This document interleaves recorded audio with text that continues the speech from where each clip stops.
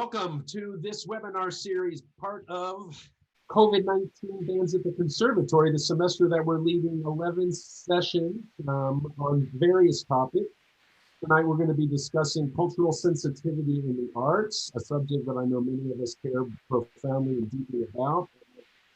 We've invited, Joe and I have invited some amazing friends that we love that we think will offer great insight into this for all of us. And I'm going to turn it over to Joe right now to introduce our amazing colleagues and professionals that we've invited. Thank you, Steve. And I am delighted that we have a panel that has more experience than I could imagine we could get for an event like this. So thank you. We're even in different time zones. I think we got East, Middle. I mean, this is great. So I'm going to introduce everybody, and I just want you to kind of wave to our folks that don't know you. So the first person I'd like to introduce is Beth Peterson. She is a professor at the University of Illinois, where she wears a few hats. She conducts band and is a music education faculty member. Beth, say hey to our folks. Hey, folks. I've known Beth for a while. She and her husband were iconic music education faculty at Ithaca, and then Illinois stole you all away. We stole this person away, Mitch Butler, to come and direct our jazz studies department. And he is currently wearing that hat, a fabulous trombonist and jazz artist. And we are delighted, Mitch, to have you on this panel with us.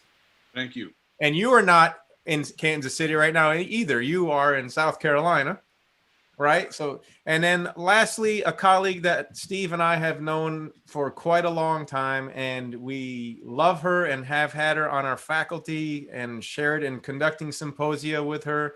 She is fabulous dance choreographer, but then was stolen away to that place in Oregon where she is now the dean, and they're so fortunate to have you, Sabrina Madison-Cannon. Welcome back with us. Uh-oh, she's disappeared. I think I scared you, Sabrina.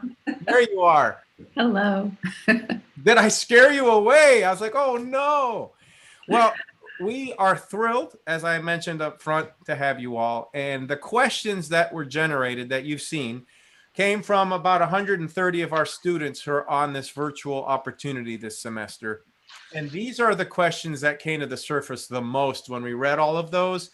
And we certainly appreciate you using your wisdom and knowledge to help gain some more information for us and all our students. Some of the topics will be, I mean, they're sensitive topics, and we really appreciate that. So what we're going to do is, once I turn it over to Steve, he will start with a specific person to address a question, and then the panel can certainly chime in as you see fit. So Steve, I'm going to turn it over to you. Thank you, Joe.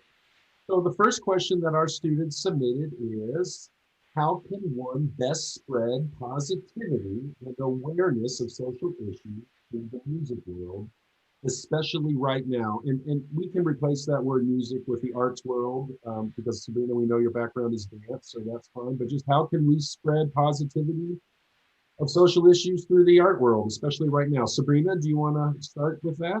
Sure. I think I want to start by saying that I think that positivity and awareness are very different things. So I think by focusing the work that you do on things that are relevant to the times, and that things that are salient to you and that will resonate with the population of people that you serve, either serve through an educational mission or through a community mission, I think that's creating awareness. I think the positivity piece has more to do with how you frame discourse around these conversations. And so I think that if we can create spaces where people can come together and have honest conversation, we can make these safe spaces so that people that maybe aren't as culturally aware can feel comfortable to ask what they think is maybe an inappropriate question or a bad question without getting jumped on, right? So that they can feel open to learning. And then those of us that have been experiencing issues around cultural competency can also help to guide people throughout those conversations. And I think that's how we create the positivity piece of this. Awesome. Beth, do you have anything to add? Yeah, I was sort of the geek who, when you all asked me to be part of this panel, I looked up the definition of cultural sensitivity, because I think we all know what it means for us. But I wanted to just put that out there, maybe at the top of this meeting. And this is an internet definition, but the internet says, being aware that cultural differences and similarities between people exist without assigning them a value, positive or negative, better or worse, right or wrong. And I think that is the challenge maybe for us right now, is sort of finding this, that there isn't one culture or art form that's better than the other. And the other question or other part of this is the right now piece. I think we're all trying right now, especially in academia, to have these conversations. And the fact that you're asking these questions and your students ask so many wonderful questions about the topic, I think is really important. For me, I mean, there's some specific things I do, and I'll share, I think, that later in some other questions.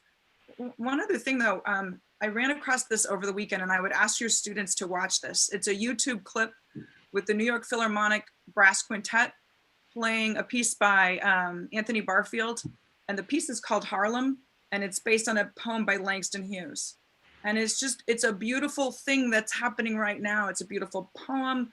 And the orchestra, because they can't play in a hall right now, they're moving all over the city in different places and performing these different community outreach pieces. And so students go watch that. And I can send that clip to y'all later. But I think those are some things we need to be doing right now, having these conversations and understanding that it's maybe we all start here. Awesome, Beth. And Mitch? Yeah, I concur with what's been said. And, you know, I think the definition of sensitivity is actually a very important definition in, you know, when being asked this question, because that word and those two words grouped together have a lot of negative connotations in a lot of corners of this country, unfortunately, when really you're just trying to deal with awareness and education. I mean, that's really all you're trying to deal with. And it's seen as a weapon to be used. And so, and I thought Sabrina made a very good point as well, that, you know, the positivity is not necessarily going to be derived from tackling the subjects. But if you can deal with topics, and I know we're going to get into some specificity later, but if you can deal with the topics in an open and honest environment, I think that it goes a long way. And I'll say this as well. This forum and what Beth just mentioned in terms of, especially in the arts, performances, and even though we're, you know, in a pandemic, you know, the way we get around, you know, while we're still safe, but presenting information, presenting creations and works by folks from different backgrounds that might not otherwise be exposed. It's also a good way to disseminate this, you know, the education and create those environments. So Mitch, you actually touched on the next question, and actually I think this is going to be intertwined, right? These Right. questions have several tentacles to them that we're going to hit, and the themes will continue to emerge. But all of us have roles in the classroom or as leadership in some capacity in a program or in a university. So the question that came up for our students is, what can future educators do to take steps to be culturally sensitive and aware? Now, you've mentioned some, but I'm just curious, you know, and let's again refresh everybody's, here's who's on this panel. Mitch is a jazz educator, okay? Sabrina is a dance choreographer, artist, teacher, and now a dean. And Beth is a conductor, music educator, wind band world. And so you've got a really good cross section of different things that people do. So Mitch, right, what are steps that educators can take to be culturally sensitive in the classroom from your perspective? Well, I try not to take too long with this. I think the very first thing that you can do is get to know people from different backgrounds. And I know that seems like a simple answer to the question, but let's dig into that a little bit. Like, what do we know as, some of the most segregated time in American society? Sundays, church, right? And what are some of the more culturally like provocative movies that we know? Things like, guess who's coming to dinner, things like that, right? Our time that we spend, the time that you spend with other folks, getting to know other folks, is a slogan, but very rarely do we actually do that. There's it's not just the typical apprehension of, going to someone's house, and this is obviously pre-COVID and hopefully soon to be post-COVID, but going to someone's house for dinner, it brings up all kinds of apprehensions just in general. But certainly once we begin to do that cross-culturally, right? And so a lot of times when I'm teaching my ensembles, there's these musical concepts that we're trying to deal with, and I'm dealing with kids who have never been to mass, or kids that have never been to, a Black church, an African American Methodist Episcopal Church, AME church, or something to that effect, or like here in the South, or Southern Baptist Church. And, you can talk about this and that and the other, but until you experience something, it is hard to fathom what the what the topic is. And so I think I've done, some guest lecturing in music education classes before. And one of the things I always talk about is, experience what it is that you're trying to convey from a musical standpoint, but where does it come from? As an educator, you must know where something comes from. So it is about experiencing, other things that we get outside of our comfort zone. So that's really a big part of that.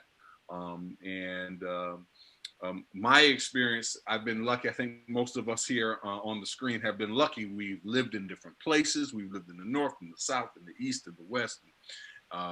For me personally, I've been blessed. I've been at HBCUs. I've been at, state institutions. I've been at private institutions with high academic standards. I've been, all over the place. And so you do get to know different cultures. And it has been one of the most valuable experiences, aside from the teaching itself. It's just being in different places and getting to know different people. So seems like a slogan, but it really is important. No, before I let Beth jump in, first of all, when COVID's over, eggplant parmesan at my house. That's going to be unique, I bet. I'm down. and then number two, the theme I hear you continuing to kind of profess through that is the courage to step out of a comfort zone. I appreciate that. That's good, really good advice. Beth, It's a great transition because as you were talking, Mitch, I was thinking about how I come to music education and the band room as a white band director, and that's my culture. That's all I've known. So I'm trying really hard to learn other things and push myself to figure out how to make my rehearsal space inclusive and loving and safe for everybody. And band directors have a bad reputation for being those taskmasters who literally stand on a podium and tell everybody what to do. And we were taught that way. So part of that is changing that culture and to collaborate with the students, get to know the students, where are they coming from? And yet still balancing that with expectations to make great music every day, right? So that's sort of what's always swirling around in my brain, especially now.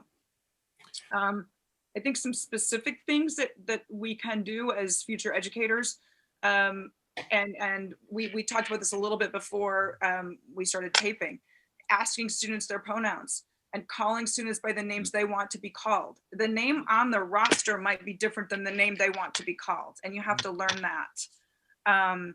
Little things, I was just interviewing a young teacher, and he was saying he carries a backpack and he makes sure he has a rainbow keychain that sticks out of his backpack on purpose. So students know that he's an ally, and they can talk to him and they can seek him out. So specific things like that, you know, putting books in your office where students know that you're reading certain things and you are working on your own understanding of cultural sensitivity. I have one other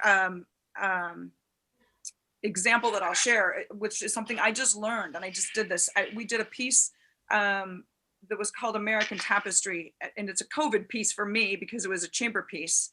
And the piece is based on 3 folk tunes from American history, and just the title American Tapestry made me nervous. And I don't know that a year ago I would have thought that, but it made me nervous. And I thought, I've got to figure out what are the words in these folk songs and where are these folk songs from? 2 of the 3 folk songs are about lost love. You know, someone goes off to war, they're never going to see their love again. But the 3rd folk song, when I did a little research, was a minstrel song. And I think the words were horrible and inappropriate. And I was too far into score study to not do the piece, which is, I'm sorry to say, but it was the bad excuse is it's COVID and we were all trying to figure out what to do with our students like right away. So I read the first 2 folk tunes with my students and I said, I can't play through the 3rd tune. I don't believe that's appropriate. I can't stand here and tell you I love all people and Black Lives Matter, and I'm going to play this tune anyway. And so I contacted the composer and he rewrote the ending. And he was horrified when he learned what the words of the tune were. Wow. So I think those are some specific things we can do to move forward, to be culturally sensitive to students and set good examples for how we're teaching and what we're doing. You know, again, courage, quest to learn and gather information and make intelligent decisions. I think that's really good advice.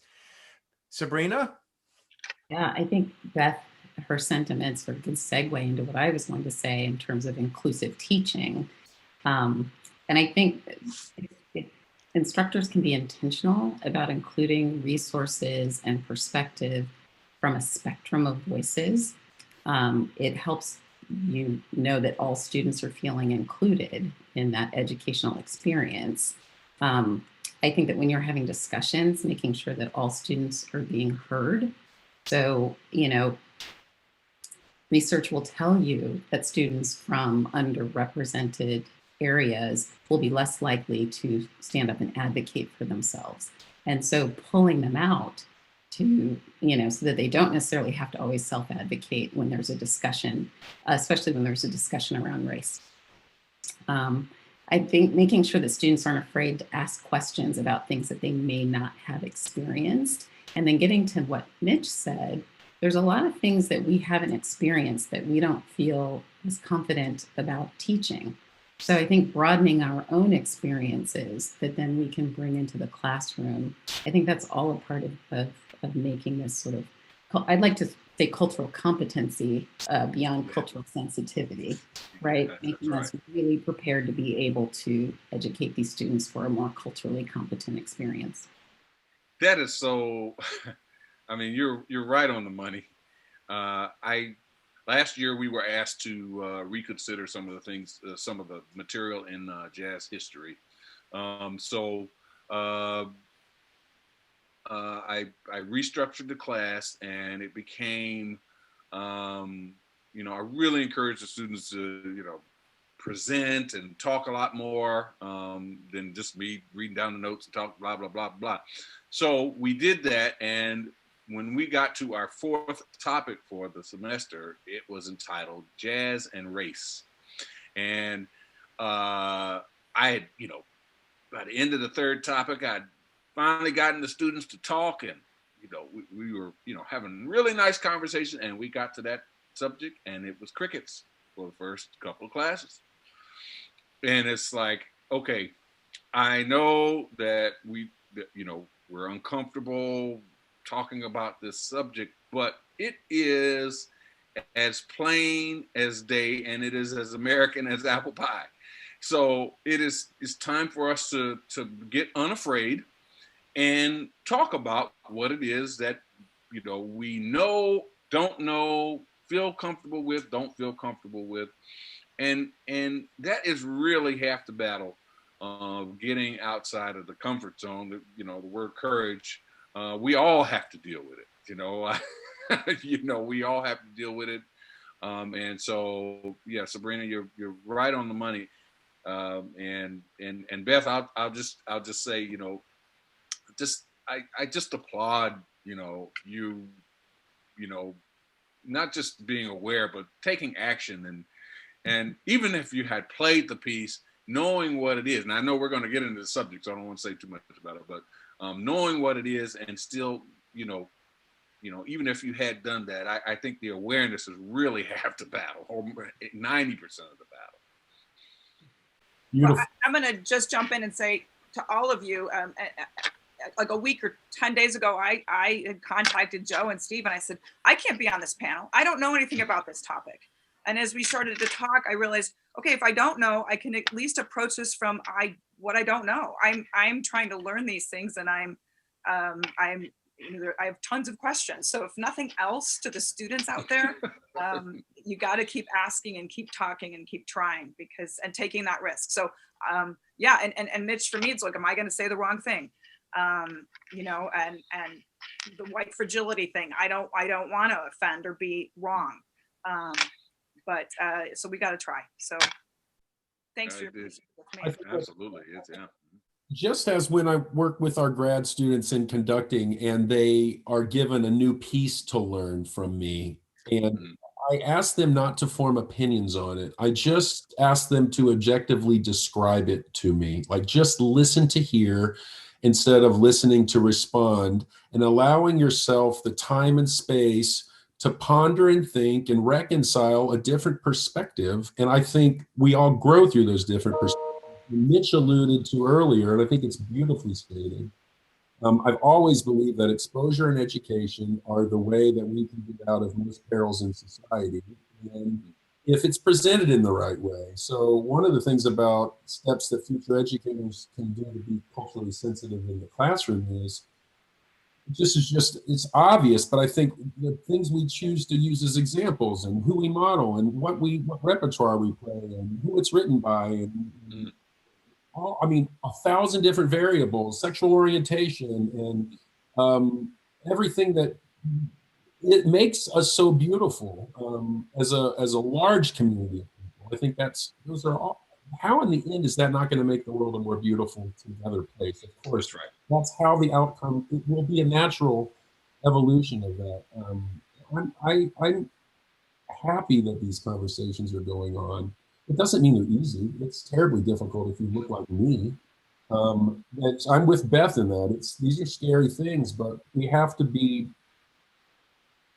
brave. We ask our students as artists to be vulnerable, and we have to be willing to risk learning and appreciating and valuing. I think that's what it all comes down to. And then, then we're all the better for it, I think. We'll get into this some more, of course. This is a great question that came directly from one of our students. We didn't reword this in any way. I'm going to send this to Beth first. How do we engage artists? So back to the modeling I just brought up. I think it set this up nicely. If we're choosing models, how do we choose models if we want to have models that don't look like me, like Brahms, Bach, Beethoven, Mozart at all? How do we engage people without making them feel like they're the benefactors of tokenism, but solely chosen for their merits? And Beth, I'm going to send this to you first. Well, but chosen for their merits. To me, that's the piece. And so don't say to the person you've hired, I hired you because you're a girl and I really wanted a girl guest conductor, which I've gotten many times. And so, because that makes that person feel, as much as you try not to, that they're not as good as everybody else. And I can't do it as well as that other person. Or in some cases, and I'm sorry to white men, but sometimes to the older white guy who's sort of being condescending about giving this girl an opportunity, right? That doesn't happen that much anymore. It's getting better and people understand that. At the same time, I hear you, Steve. I mean, women are wannabe band directors or orchestra directors or conductors or dancers or jazz directors. And so they also need to have people who look like them as models. And I take that seriously. And in taking that seriously, then I believe it's my job, if I'm the person hired for that gig or that guest conducting opportunity, to do the best job I can. And hopefully the next time that person asks me back, they're asking me because I did a good job, or they're recommending me to someone else because I did a good job. So that's on me. So part of me gets frustrated that we still ask the question, but I'm also glad that we're talking about it, because I think, you know, there were times not too long ago, we probably weren't even talking about it. Again, it's talking about all these things, right? In the end, I try not to get too worked up about it. I mean, I'm going to go do the best job I can. And if someone says something to me about, you know, hey, I hired you because a girl, you're fine, great. I'm going to show you that I can do just as good a job as anyone else. So. Mitch? Yeah, Beth, I think that last point is really salient. Like, even if I felt that way, if I were hired as a guest conductor or something like that, part of that's on me. You know, part of it's on me. I'm you know, I'm going to take the opportunity, and I'm going to, you know, especially when I was a, you know, younger jazz director coming up in. You're only 28, Mitch. Yeah. That's what these gray hairs tell you. Okay, I just wanted to make sure. That's but when I was, you know, especially when I went out to California, teaching at Cal State, so that's a long story. The school had a long history, but it had some down times. And so when we were trying to build the program again, we would go to places where there were other bands, and I'm from, you know, West Hill, you know, North Carolina. They didn't know, you know, want me from a can of paint. And, you know, you just do the best job that you can. Then they go, that was all right, you know. And so, you know, that's why I say part of that is on me, and if I felt that way. But it also is, which actually that mini story brings up this point. In order to, you know, not make someone feel like they're the product token, is to know their merits. Is to know their merits. You know, when I was in college, you know, 25 years ago, William Grant Still was a name that was very popular to bring up as we're going to do this piece for African American, you know, for Black History Month. And that was the only name. Mm-hmm. You know, and so a lot of people use the name, you know, that had been passed down, and so yeah, oh, they did Still. Let's do Still. We'll do Still next year, and but nobody knew the quality of his work. You know, and so that was part of the problem, and that feeling was that, you know, people weren't actually studying the work as they would study a Brahms, you know, the Third Symphony of Brahms or something. You know, they know that in and out, but still, okay, we'll do this, you know. And so that's part of it. Know the merits of the people that you're trying to get to know. And I think that really does go a long way. And then again, like I say, if I've ever felt that way, I just try to do the, you know, like Beth said, the damn level best I can. And that usually kind of goes away, both internally and externally. Beautiful. Sabrina? I think I'm going to take more of an institutional leadership perspective on this question and say that I feel like if our institutions, if the mission and the vision really embody diversity and inclusivity, and so guest artists see that in our curriculum, in our programming, and our recruiting efforts, right? And in our initiatives that we're trying to launch. So maybe we haven't gotten that far down the track, but we're really putting some effort behind certain initiatives. Then they know that they're a part of a greater fabric and not just a token toward that. So I think that that's really important. And I think, you know, all of us in here probably have felt at some point marginalized by who we were, who we weren't in some way, even Professor Davis, I'm sure at times, in his life has felt like maybe I didn't get this opportunity for the reasons that I should have gotten this opportunity. So I can echo and appreciate what Beth and Mitch are saying about you do your level best and you show people that it's about the whole package that you bring. But I think our institutions need to do a better job of not waiting for a moment to make a statement and not waiting for a moment to make a change, but to look at what do we think we value. And I think the last point I want to make on this is when we talk about hiring, it's interesting. When we talk about general hiring, it is the perception is that we're going to look for the very best person. As soon as we talk about narrowing that hiring, we don't have enough women in X field, or we don't have enough people of color in X field.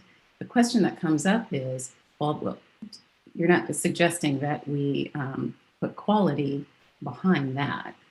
And so, I would just caution us as we're having these conversations that, quality is never anything that we're going to question, right? That's going to be, we're not going to put someone in front of our students that we don't value in some way. So I think that we just need to kind of, make stronger statements about that. I actually think you may have answered the next question a bit. So that, no, it's beautiful because as again, I said, this is like a Venn diagram of cultural competency with all of us in the middle. Notice I used your word there. I'm going to steal it. I didn't make that up, but I like it. Well, okay. So if we're all looking at our what we do each and every day, and Sabrina, maybe you can even look at the dance world because I think there's some marginalized things there that maybe some people don't realize as well. But I mean, what does cultural sensitivity look like in your respective fields? So, I mean, Sabrina, you actually really did a nice job of answering that from an institutional perspective. But do you want to elaborate, or do you just like, no, I think I hit it? But I mean, where are you on that as maybe dean or even as an artist in the dance world? Yeah, so I don't know that it's field specific. Right. I think that even outside of the arts, I think no matter what we're talking about, if we start with mission and vision of who we want to be. So the thing that drives me a little crazy sometimes is when we're having conversations about reflecting our communities and someone says, well, in X community, there's only this percentage of Latinx people. So we're okay, or we're almost there. And, I always turn the conversation around to, but what do we want to be? Yeah. Who do we want to be? What do we want to reflect? That's more important than how many X type of people live in Kalamazoo, Michigan, right? Or wherever you happen to be. So for me, I think it's about if we can keep pulling things back to mission and realizing that research is really strong in saying that when we've got a diverse environment of people and voices, we have stronger, healthier organizations, right? So there's value there. There's empirical data that talks about that value there. So if we embrace that idea and we embrace those values, then I don't know that we have to work as hard to sort of create these big, bold initiatives and statements. It's something that we walk every day.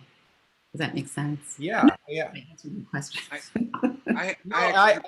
I appreciate her point about it. It's not field specific, but I'm curious.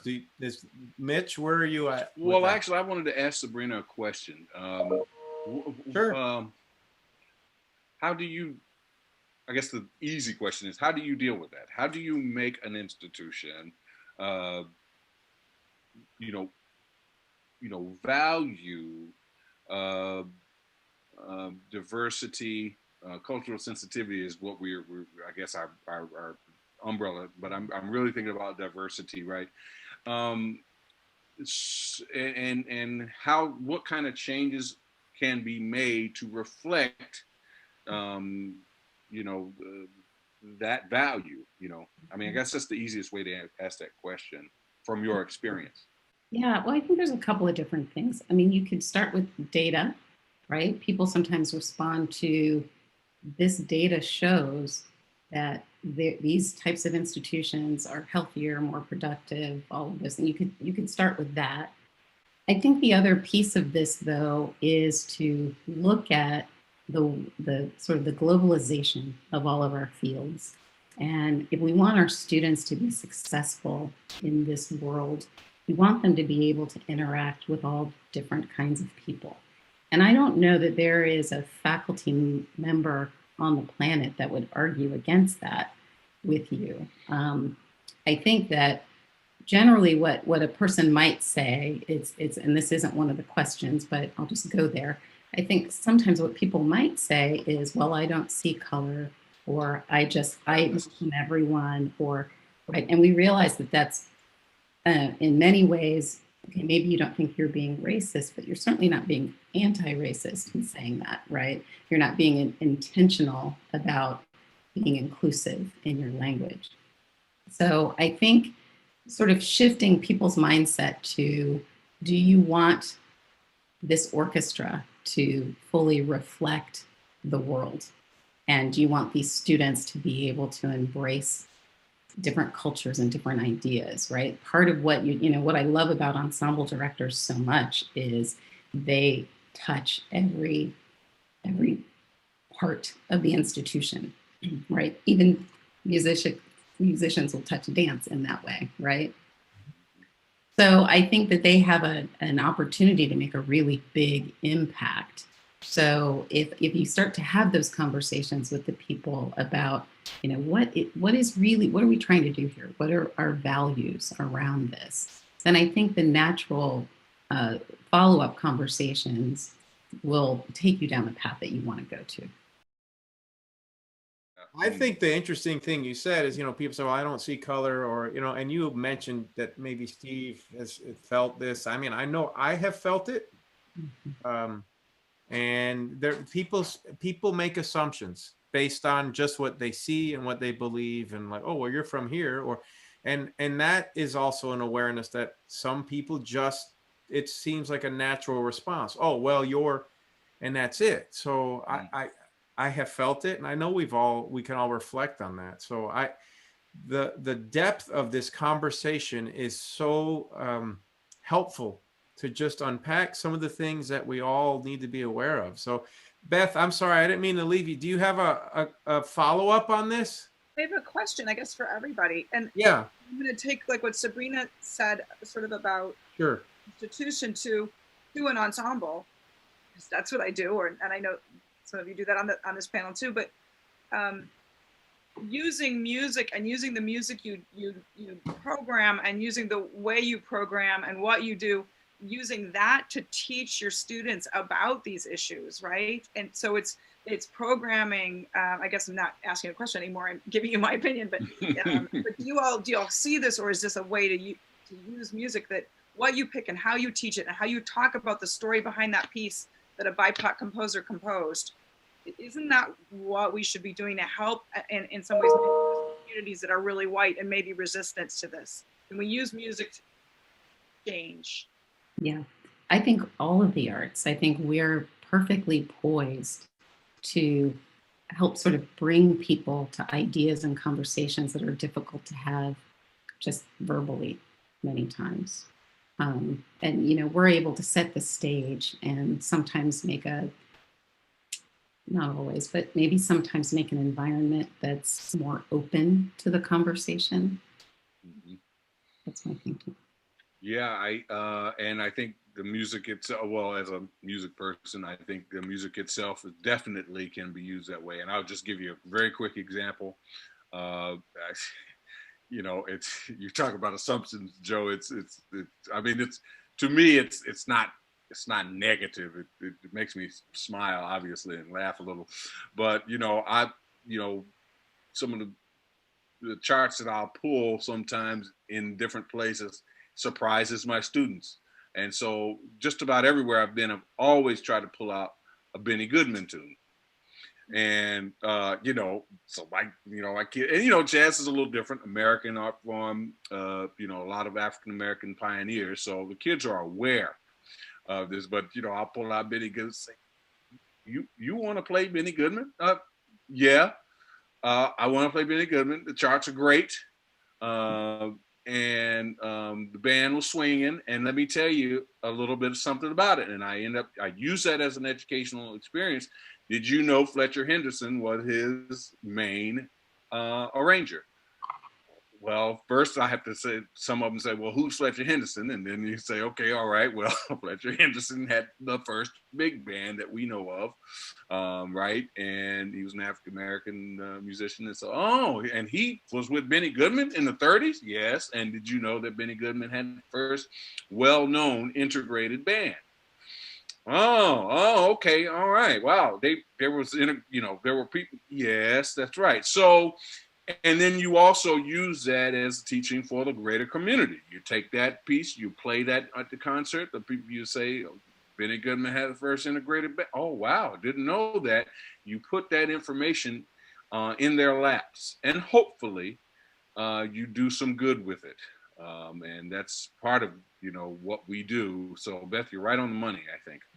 I think not to be a completely data driven, although data is to me objective. And in 2017, we hosted the CBDNA National here, and there were countless conversations going on about this, how many composers were written by females and every other gender, and versus males. And when I started to see the grave disparity, and I knew it was bad. I had no idea how bad it was. And again, as Beth was mentioning earlier, but at that moment, when you're exposed to that, again, back to exposure and education, I went to that session at Goodman, and when I saw these stats coming up on the screen, I was mortified. And at that moment, I have a choice, right? So now we're into the bean counting.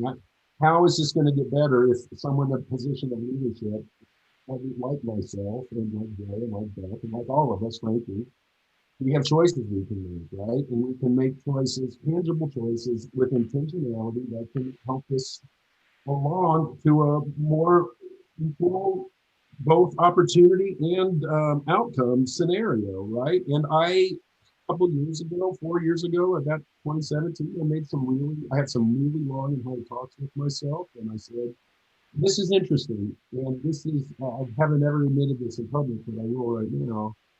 I started doing what I thought was the right thing by changing the paradigm of repertoire and balancing it through all kinds of different diverse lenses, but I never told anyone. Now, the reason I wasn't coming forward and wasn't saying it was because I didn't want it to seem as if it was pandering or if it was inauthentic or insincere. So I have to tell you, that's caused me a lot of strife because I don't want to do the right thing because it's the right thing. And I don't want to, look at me, look what I'm doing. That's never been the intentionality behind it. It's just because when I leave this planet, I want it to be different than where it is right now. And once I was exposed to that, it's required me, if I'm a thoughtful person, to make some substantial changes. So in our field, gender, it's a lot more white guys than everything else. That's a problem. Composers, a lot more white guys than anything else. And we have gender stereotypes on instruments, flute players and tuba players and percussion players. So as far as an opportunity to make very tangible, very easy to measure outcomes, we're in the perfect field for that in many ways because we're so pathetic in so many measures, So I look forward to being part of that. I know all of us will be. That's why we're doing it. I hope. Mitch, we'll start with you. Let's switch channels. Do you have a role model who's programming or teaching guides your work? Definitely Bobby Watson. I mean, that starts with him because I've gotten to work with him and see him do what he does. And I've gotten to know the man, and he exudes, all of the qualities, especially in this area, that we want from our educators and our mentors and our inspiration. I will also say my my first trombone professor, his name was George Broussard, was not lost on me that, I was a 19, 20, 21, 22, 23-year-old young black male from North Carolina, and he was a 60-something-year-old man from Lake Charles, Louisiana, and a white man from Louisiana, and I loved him like family. And then finally, my first jazz director, Carol DeShiel. I think some of you guys might have met him when he was here for a brief moment with Bobby's send-off concert last year. Certainly, the way I teach jazz history, the way I approach the music, definitely, especially in this area, really shaped and guided how I to this day crave experiences from other places and from people that aren't weren't raised like me. He really taught me the value of that, and so those are three people that come to mind. Wonderful. Sabrina? Wow. I hate to name people because then you always feel like you leave somebody out. One thing I will say, I'll name one person, I'll tell you that, because Joan Myers-Brown, who is the founder and still executive artistic director of the Philadelphia dance company, Philadanco, which was my the professional experience that I had. I didn't even realize when I was studying under her how amazing she was. She never talked about herself, and she never talked about her journey and how difficult it was trying to study ballet in segregated Philadelphia, where she would stand outside of the ballet studio and the girls that would take class would come out and teach her the things. And she would just happen to be very incredibly talented and tenacious. So she started a school, and then she started a company because she realized I'm training all of these young dancers who have nowhere to dance. And so she started a company that was meant to be just sort of a regional outlet for young dancers in Philadelphia. And fast forward to many years later, 20 or so years later, when I got a chance to study there, and it was an amazing, nationally and internationally known organization. And whenever I see her, and she's in her 80s now, and you would never know it. This woman is a force to be reckoned with. I mean, she is just still going strong. And I keep saying, when are you going to retire? She said, until I find someone who can take all of this over. There's nowhere to, I shouldn't be going anywhere. But so she's someone that inspires me as a dancer, as an artist, as an administrator, as an educator. She's just a really amazing woman. Beth? My answer might be a little bit different because I look at who is inspiring me right now to ask these questions and program differently. And for me, my role model, and I know that Steve and Joe, you'll know her, is Cindy Johnson Turner. I mean, she is so willing to take risks and be vulnerable and ask the right questions. And I just had a conversation with her yesterday, and she was asking questions like, why do we exist and how is band relevant? So those are really important things to ask right now. And she's coming up with some answers that I think are pushing things forward. So I really respect her and what she's sharing with us. And then for me, and this would be for the music educators out there, there are just some resources I like to use to help us find music and program with more diversity in mind, and groups like andwewereheard.org and the Institute for Composer Diversity. You don't know about those, make sure you check those out. Joe?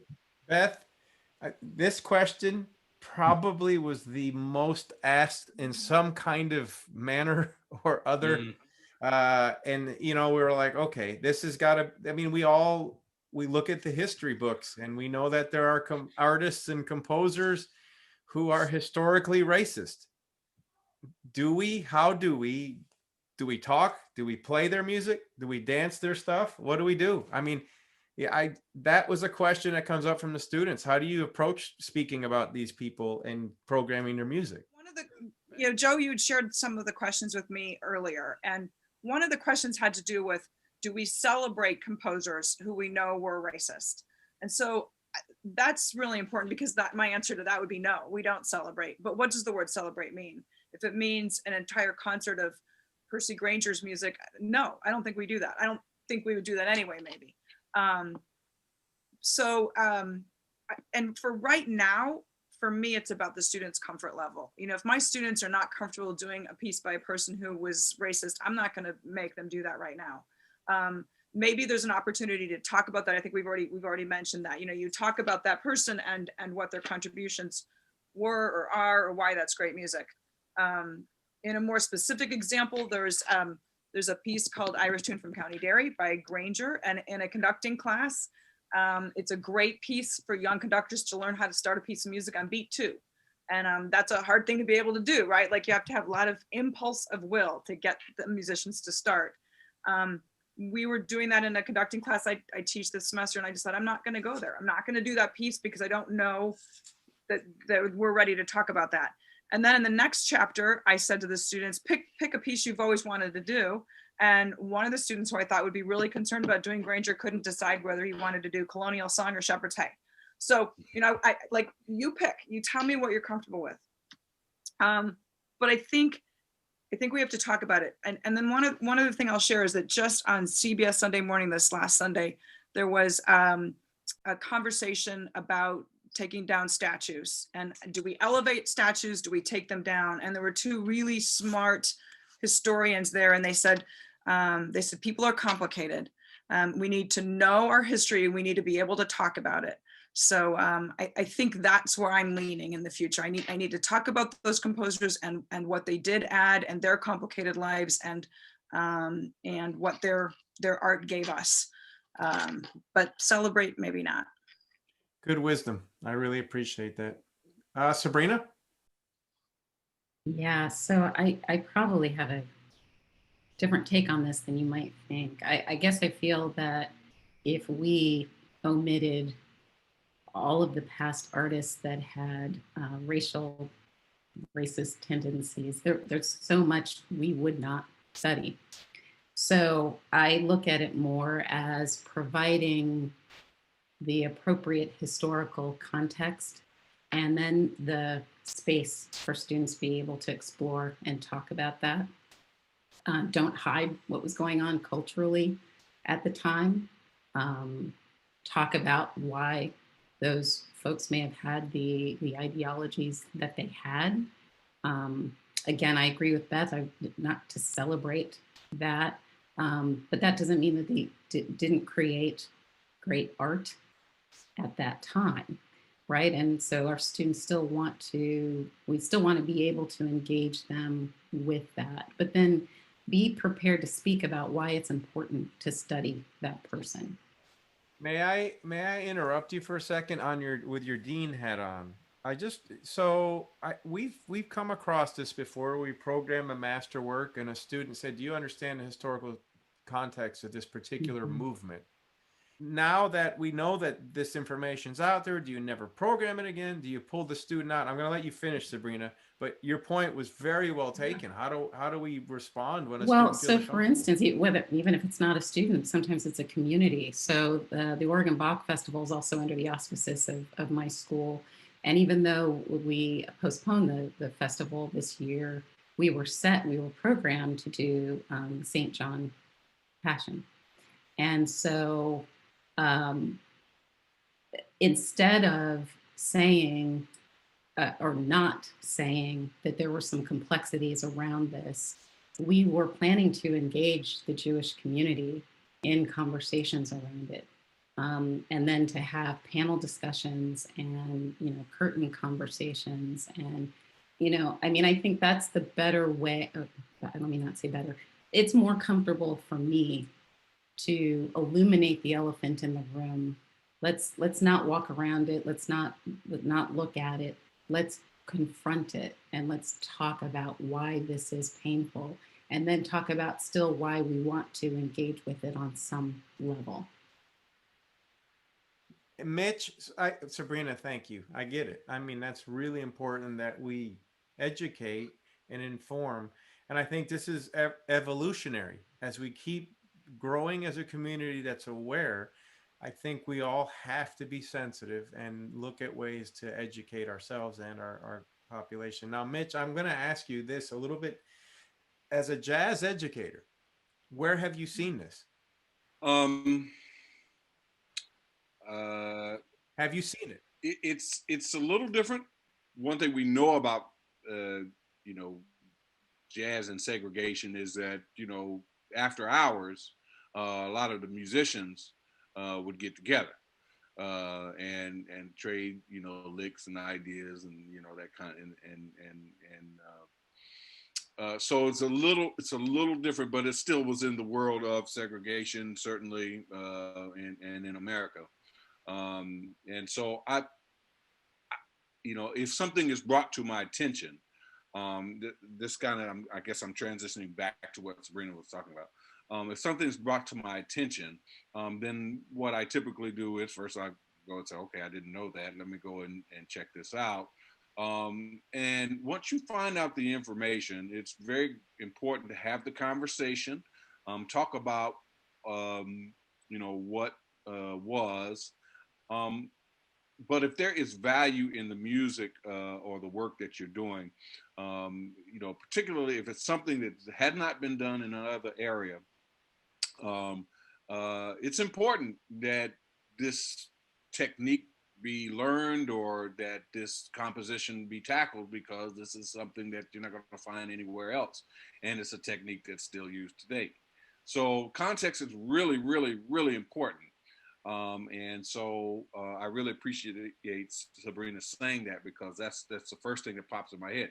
If you don't do anything by anybody races, you got a lot pretty bare. You know, it could be a bear in a cupboard. So you have, you know, you have to deal with that. Now, that brings me to something I was really thinking about when the conversation was going on, and that is cancel culture. Mm-hmm. This is one of the hot button terms used by, you know, certain folk to dissuade us from having conversations about these kinds of things, or to deter us from, you know, looking at statues and so forth. That Beth had brought that up, and you know, a statue is not history. Okay.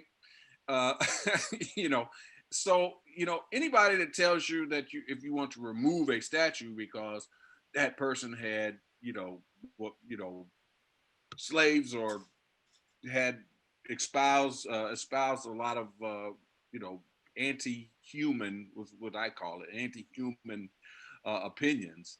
That's a conversation for a community to have, but that doesn't mean that you are erasing history. What you're doing is you're not celebrating.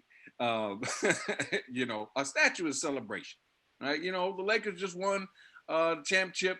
They're gonna put a LeBron statue up. They're celebrating that he won a championship. You know what I mean? That's a celebration. So I think you have to really be determined to you know, to teach the students the difference between you know, celebrating someone who was espousing anti-human opinions versus dealing with the innovations in your art form. I mean, you know, if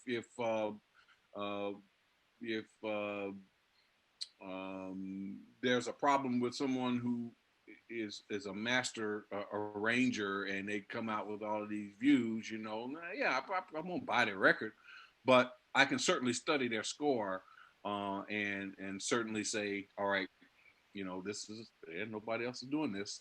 We need to deal with this technique. So you know. Oh, I'm so sorry, Mitch. No, please. I just wanted to say, reiterate what Beth was saying and amplify that a little bit more. How she mentioned, you know, students being ready for certain conversations or certain material. And I think that's an incredibly student-centric point of view, that we do need to have our finger on the pulse of that, because that'll help to frame these conversations more appropriately. So I wanted to reiterate what you said about that, and I think that's really important. It's interesting for us as wind conductors because we grew up with Granger, right? And now we're discovering more and more what a terrible, not a well-intentioned, good person that we would all embrace, right? And here's what's it's so hard in my brain. So we have, can you imagine in today, there's a composer that's writing a piece that we have found out has said the N-word 40 times. And would we program that piece? No, it would never touch a stage. I hope, at least I pray it would never touch a stage, right? However, we go back to the time of Wagner, who was an openly anti-Semitic, 100% against Jews, but people justify that it's okay to play that, including myself in the past. And that is really difficult to reconcile. Why is this okay? Why is this not okay?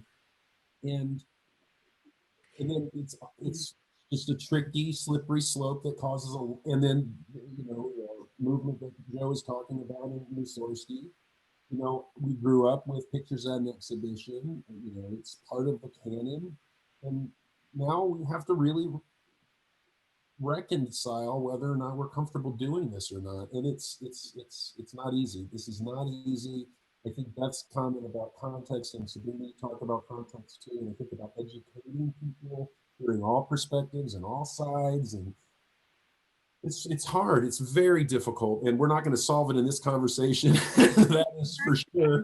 But back to Sabrina's. Beth, you have something you wanted to say?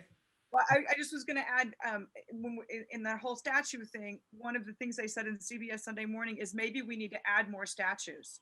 So that, and I think that can be a metaphor for us. We have to add more music, and we have to do different art by different people. Well, that's, Beth, one of the things I was going to say about repertoire, and I'll stay out of this, every piece we choose is a piece we're not choosing. So it's an omission in our choice. So we have to just decide who and what we want to be and what we want to say through that. So, okay, we need to move on. We're getting towards the end here, and we still have a few questions, but we'll move on to...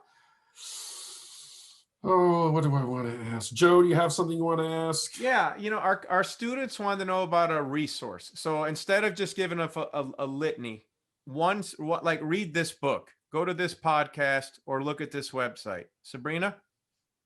Well, this was less student focused, although it would work well for students to see this as well. But I would love for every faculty member to pick up this resource. It's called Diversity's Promise for Higher Education, Making It Work.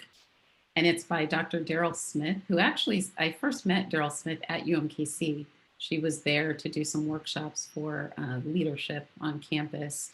And then she's been out at the University of Oregon as well. I've been reading her book. And it's just amazing the way she helps you access conversations around these topics. So I would say that. And if I could just give one other shout out for folks that like to watch TED Talks, Nina Simon has a TED Talk called The Art of Relevance. I don't know, have any of you seen that?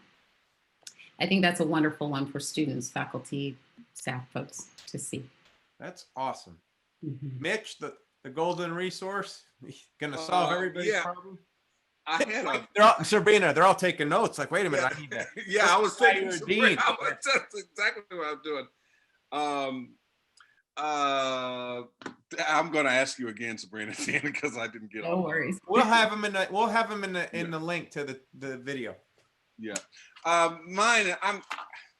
Mine is not nearly as insightful. Doesn't matter. Assume as Sabrina's, but I just find any of the conversations that you can find with Jane Elliott, that's always been really helpful when having a conversation. I mean, I don't think I really need to say too much about it. No, that's just go to YouTube and look at any of those conversations that she's had or experiments that she, pioneered. And it just exposes our own stuff. It's and if you can deal with that, that's a good start, I think. Thanks, Mitch. Beth? I'll give you two really quickly. The book, So You Want to Talk About Race? And there's a really great article in the New Yorker. It's 28 minutes if you let them read it to you, which helped me understand it better as they read it to me while I was also reading along. And I can put the link up there. But it's Black Scholars Confront White Supremacy in Classical Music. And it right now kind of addresses all of the issues that all of us are talking about, from students to faculty to administrators and higher education. Beautiful, beautiful. Steve? I know that one, Beth. Sabrina, I'm gonna get that from you. So, I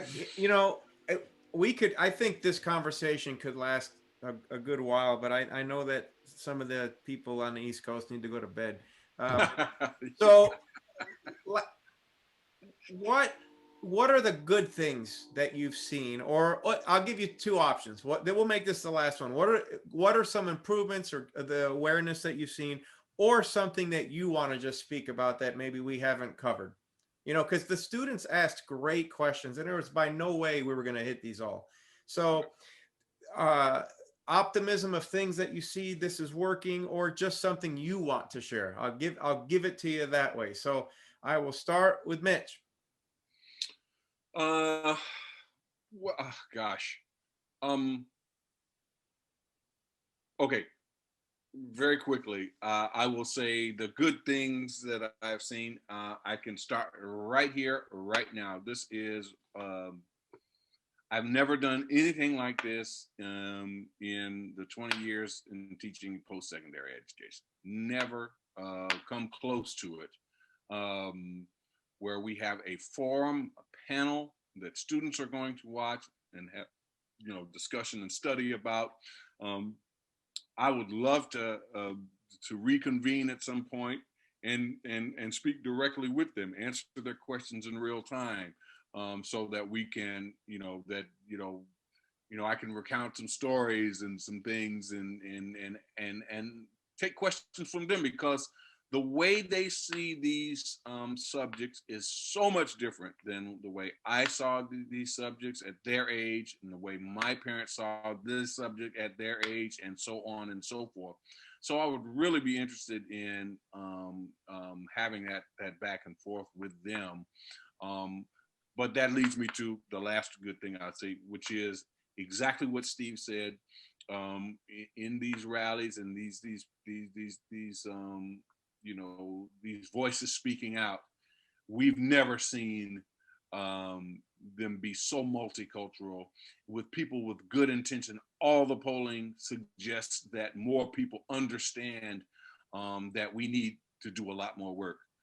So I'm optimistic that way. And again, I appreciate you guys doing this today.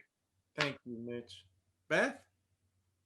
I took notes. I wrote notes, and the first thing I wrote down was the Zoom meeting. I mean, the fact that we're here talking about it. So I know Mitch said that. Steve mentioned this a little bit earlier, and it was sometimes a little hard to understand, but he was talking about CBDNA 2017. I think that was a kickstart at UMKC of thinking more about women as minority in our business, and now the urgency is in Black Lives Matter. And I think that's really important. So I think there's really good change. We're not there yet, but the fact that we're talking about this, I know in the band world, we are trying to engage with more BIPOC composers and conductors and get pieces written and perform different works and hear from different voices. I know I look at a concert program now, and if it's all sort of older music, I can't, like, that just doesn't seem right to me, So those are some positive things, I think, at least in the band world, that are changing. Thank you, Beth. Sabrina?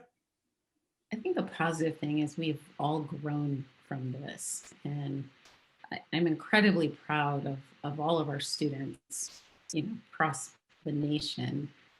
We talked about this a little bit before the recording started, that students are finding their voices around this. They're feeling a lot of agency. They're feeling a responsibility. They're pushing us out of our comfort zones. They're saying, yeah, this is great rhetoric. What are you going to do tomorrow? Or what are we going to do today? And so I know my students are pushing and forcing me be better and to be more accountable around these topics. And so I think that's a positive thing that's coming out of this. As I think about just this evening, I mean, Steve and I probably spent countless hours discussing the comfort of it. You know, just the comfort of like, okay, we're going to just try, we're going to put this out there. And there were some moments of just questioning, is this appropriate? Can we do this? Can we ask these questions? And I think all of you said it with good clarity that we have to be courageous to have these conversations and not to be afraid to plead ignorance, perhaps, when you might. I mean, I think we've all been somewhere where we were walking on eggshells and you may have done something that you didn't intend to do and you offended someone. And I think it's okay to step back and go, you know, I'm so sorry and I had no idea. And please inform me and please teach me. And I've got to be honest that academia has been fruitful for this for me. As a music education professor and a conductor, surrounded by colleagues that are coming in from great institutions as doctoral students that have far more worldly knowledge of how things are changing and how they teach me, is immensely refreshing and also challenging. So I'm thankful to all of you because I believe we chose 3 people that have at the core of their spirit wanting to grow as a community and help our students grow. And the fact that you took on these questions that our students presented you just speaks to the merit of why we asked you. So I want you to know that from the bottom of my heart, and I know I speak for Steve, we couldn't be more thankful for your energy, your wisdom, and your courage to be part of this panel. I'm very thankful. I don't know. I don't know if I can add much more eloquence to what Joe just stated, but I'm glad that we did this, and I'm hoping that it's been of benefit for everybody that's watching. Sabrina, I know you're out there deaning, and we miss you every day here. I watched the collaboration that we did actually last night on West Side Story when you did the great choreography on that, and it made me so proud, just that was such a beautiful endeavor that we did together. And I just miss having you here in the hallway every day and just saying, hey, giving a big old hug. And then just feels the same. And Beth, I think you're one of the shining stars in our profession. And I admire the person you are. I remember sitting at the fireplace in Ithaca when I met you years ago. And I said, who is this? But I just have the highest regard for who you are as a person. And it's, the students in Illinois are so lucky to have you. You're so open-minded and so thoughtful. I think I am as thoughtful as you. I just am not gifted with the words to present them as beautifully as you do. So I've learned that from you today for sure as well. You're right here with us every day, except you're in South Carolina. We're so thankful you joined our faculty, and it's been a great ride watching you lead our jazz program. I think it's one of the finest in the country, and have you at the helm of it with the sensitivities that you have is really inspiring as well. And just the last thing I'll say to that Joe mentioned, the students provided so many thoughtful questions. We're very aware that this is an extremely important conversation, and we're happy to have it with you and for you. And our doors are open. Let's talk. Let's make the world a better place, exactly the place we want to see it be. And I think we're all in this together. And none of us can do this alone. All of us can make a difference if we work together, join hands metaphorically, and just actually have some intention behind our actions. And then we can actually help leave the world more beautiful. And that's the goal, I hope, for everyone as we walk this earth. So again, thanks to everybody. If you're watching us online or if you haven't friended us on our YouTube channel or liked our YouTube channel, please do that, because we're going to start really populating it with all kinds of things. We have a big project coming up that we haven't talked about yet, but we're going to be inundating our YouTube channel with upwards to 135 new videos, and I'll explain more about that later, but this is your first teaser of that. So thanks to everybody. Have a great remainder of your day and sleep well if you've been watching this in the night. We're thankful that you spent some time with us here. Take care. Thanks, y'all.